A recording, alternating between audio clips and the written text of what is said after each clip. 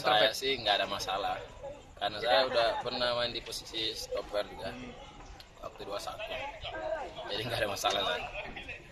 Ini udah lama sih tapi cobalah apa. Ada beberapa perasaan kayak ganjil nggak, ketika dari biasanya back sayap jadi fullback?